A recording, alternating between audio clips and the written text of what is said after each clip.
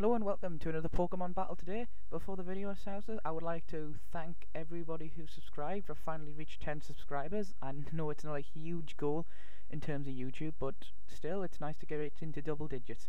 Anyway, let's jump straight into this battle. So, my opponent I thought was going to lead off with a Sableye, because that seemed like the only real lead on his team, and of course that he does. And I mean, Donphan is a good counter to Sableye for the simple reason I do carry Lumberry on this. So he goes for the Will-O-Wisp. I eat my Lumberry, then I can just go straight to the Play Rough, because I know these things like to chuck a lot in special defense rather than defense, because I can make up for it with the Will-O-Wisp. So obviously I get rid of this thing. Then my opponent sent out Scrafty, which is strange considering I just removed the Play Rough. But as you're about to see here, it actually pays off for him for the simple reason of, well, I missed the Play Rough. That he does manage to go for the Ice Punch, and look at what happens. Of course I get bloody frozen, so it's like, oh wait, typical. So I'm stuck here frozen as he can set up another Dragon Dance, and I didn't want to switch out just for the fact that if I can thaw out I can hit this thing with the Player Rough and just kill it off straight away. But it's not going to live a 4 times weakness. So goes for the Ice Punch again and still doesn't kill me, and I should have went for the Ice Shard here, but I was in hope with the Player Rough. I was in disbelief. Just of all the chances, complete disbelief, man. So I go into my Dragonite, and he goes for the Ice Punch again, which is going to take me down. Thank you, Multiscale, for letting me live. So I go for the Superpower, and that's going to cleanly finish this thing off. Thank God for that, because if this thing had a chance to set up, I could have easily been swept by this Scrafty. So anyway, he decides to go into his Greninja here, and I'm just like, okay, Ice Beam's a bit obvious here, so it's time to switch out and go into my especially defensive Sylveon. So I take that Ice Beam.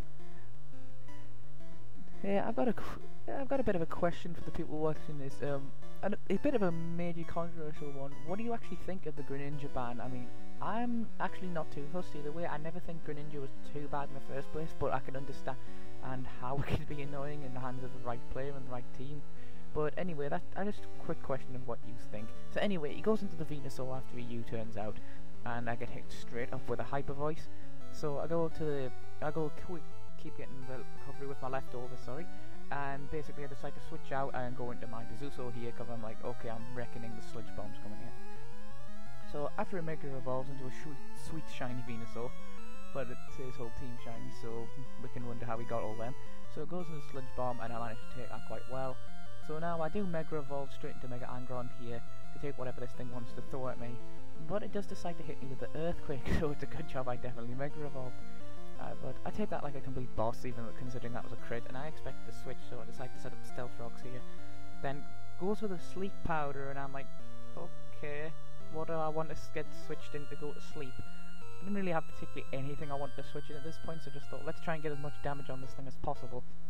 So I get a little chunk, it basically does nothing, that's just very chip damage here. So I decided to stay in just to see what it's going to do here, and see if they want to keep going with the Earthquake, and that of course they do. So it gives me an ample chances. Okay, if you're going to keep going for the Earthquake, this is going to be the perfect chance for me to switch into my Dragonite. So I go into my Dragonite, Dragonite avoids that Earthquake, and I'm like, okay, Banded Dragon Claw from here should kill or do huge damage. And of course it does get the kill. So Choice Banded Dragonite is just too OP. So it goes back into Greninja, and I'm like, okay, it's going to be an Ice Beam again, and even if they just predict that and U-turns out, I'm just going to switch straight into my Sylveon, because Sylveon can take attacks on this thing for a while, as long as it doesn't carry the Gunk Shot. So it gets me with the Ice Beam again, takes me to 100 health, and basically after the lefty's recovery I'll get a decent amount of HP, but I'd prefer to be getting more. So now I think my opponent now decides to U-turn out and go into the Volcarona, I believe it's pronounced. I think it's pronounced Volcarona. You know, the big bug fire type that sets up Quiver Dance, and one Quiver Dance will destroy everybody's face with this thing. So luckily I have the Stealth Rock set up, taking that thing down to half its health. So I do decide to go for the Wish here. And the thing is, I did predict the Quiver Dance, but for some reason I can't think of why I didn't want to switch, because I was thinking, I gotta switch quickly my Delphox here, but the thing is, even if this thing does set up loads in special defense, I've got my Delphox on my team with you know, Focus Sash and Psyshock, so the special defense didn't bug me if it's wanted to set up all day. So I used Bisuso as Death Rod here, because I'm thinking of fire attacks incoming, and I just wanted to clean switch into my Delphox over here. So that Fire Blast is going to completely wreck. I don't think the crit even mattered, but there down goes the Bisuso. So I go into the Grey Fox here, which is my nice and shiny Delphox, named after the former leader of the Thieves Guild in Oblivion. God, it's been a while since I've played that game. I really want to play Oblivion. So anyway, he does decide to go into his Greninja, and he does absorb the Psyshock nicely, but the thing is, his Volcarina's going to die next turn, so a bit of too much switching in my opinion. So here my opponent either makes a really bad play or a really good one. I go for the Ice Beam.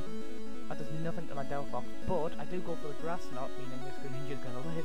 It's one of the few times you'll see a Greninja use Protein defensively.